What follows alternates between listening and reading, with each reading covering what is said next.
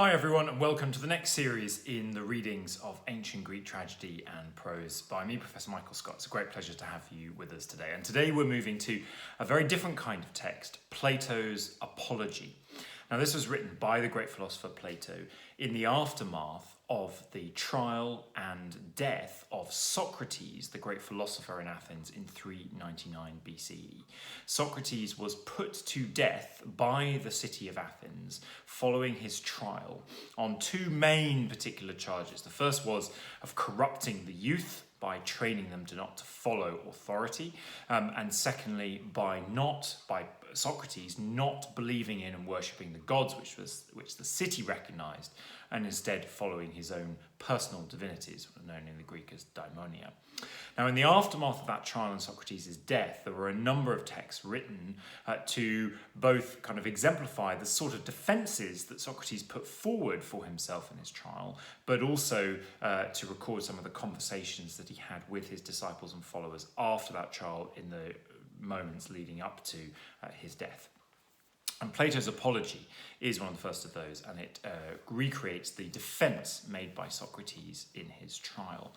And the section we're going to read today is actually a smaller little subsection where Socrates talks about the nature of death itself. Let us consider in another way also how good reason there is to hope that it is a good thing. Death is a good thing.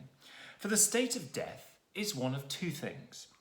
Either it's virtually nothingness, so that the dead have no consciousness of anything, or it is, as people say, a change and migration of the soul from this to another place. And if it is unconsciousness, like a sleep in which the sleeper does not even dream, death would be a wonderful gain.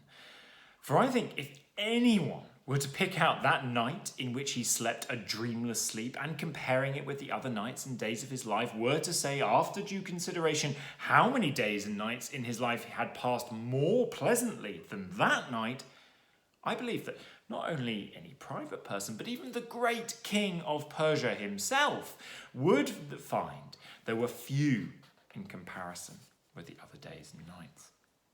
So if such is the nature of death, I count it as a gain, for in that case all time seems to be no longer than one night.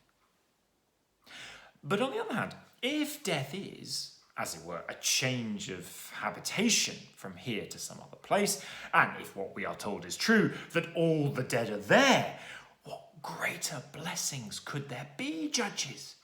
For if a man, when he reaches the other world after leaving behind those who claim to be judges, shall find those who are really judges, who are said to sit in judgment there, like Minos and Rhadamanthus and Echius and Triptolemus and all the other demigods who were just men in their lives, would the change of habitation be undesirable? Or again, what would any of us give to meet with Orpheus and Musaeus and Hesiod and Homer? I am willing to die many times over if these things are true, for I personally should find the life there wonderful when I meet Palamedes or Ajax, the son of Telamon, or any other man of old who lost their lives through an unjust judgment, and compare my experience with theirs. I think that would not be unpleasant.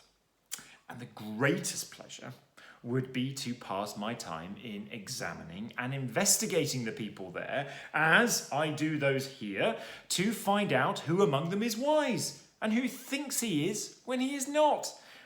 What price would any of you pay, judges, to examine him who led the great army against Troy, or Odysseus, or Sisyphus, or countless others, both men and women whom I might mention?